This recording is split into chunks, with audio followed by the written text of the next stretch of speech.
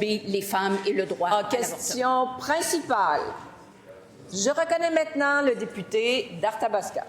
Merci, Madame la Présidente. Un peu partout au Québec, il y a des centaines d'élus qui entrent en poste, des élus qui, souvent, n'avaient aucune expérience en politique municipale. Et même avant les élections de dimanche, il y a des élus qui demandaient un meilleur accompagnement dans la mise en œuvre de projets complexes, comme, par exemple, la construction de parcs éoliens. C'est le cas du projet TES Canada dans le secteur de la Mauricie. Il y a un article qui a été publié dans la presse il y a à peu près une semaine dans lequel on entendait des élus municipaux, des maires, des conseillers dire qu'ils ont demandé un accompagnement de leurs députés, puis ils se sont fait répondre que c'était une affaire privée, puis que les députés ne pouvaient pas s'engager à les aider dans ces dossiers-là, même si ce sont encore une fois des projets d'envergure, des projets qui divisent la population, qui créent une tension sur le terrain aussi, puis qui demandent beaucoup de ressources pour des villages qui peuvent avoir 800 ou 1000 habitants. Donc, on a déjà entendu que même au transport, la ministre, parfois, était difficile d'accès. Là, ce que je demande, c'est est-ce qu'elle va changer d'attitude et est-ce qu'elle sera prête à accompagner les élus qui ont besoin d'aide? La réponse de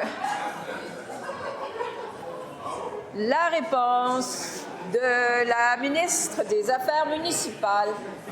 Gauche, Jean Chrétien. Jean Chrétien. Oui, bien, merci, Madame la Présidente. C'est parce que c'était pas clair où il s'en allait, puis j'ai entendu parler que j'aurais été difficile d'accès, Madame la Présidente. Vous voyez le nombre d'échanges que je peux avoir avec les élus municipaux que j'ai eu, bien, d'ailleurs, depuis 8 ans maintenant que je suis députée, mais que j'ai eu pendant 3 ans au transport et que j'ai depuis que je suis ministre des Affaires municipales, depuis le 10-11 septembre.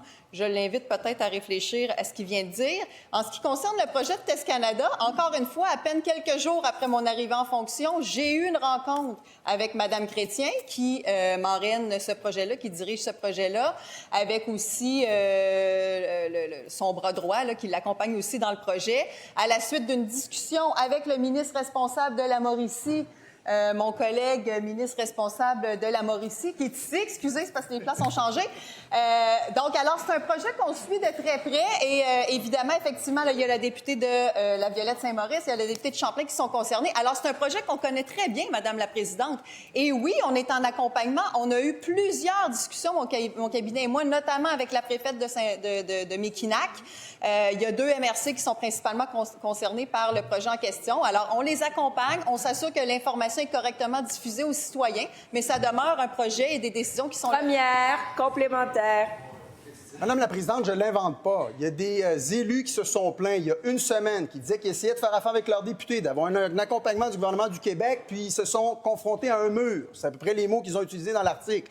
Donc, ils se sentent laissés à eux-mêmes. Ce sont des projets d'envergure. TES Canada, on parle d'un impact majeur pour des petites municipalités qui ne sont pas en mesure de mobiliser toutes les ressources. Quand il y a 800 personnes ou 1000 personnes dans le village, c'est difficile de porter ça tout seul. Donc, concrètement, qu'est-ce que la ministre des Affaires municipales peut faire pour les accompagner sur le terrain, pour répondre à leurs questions?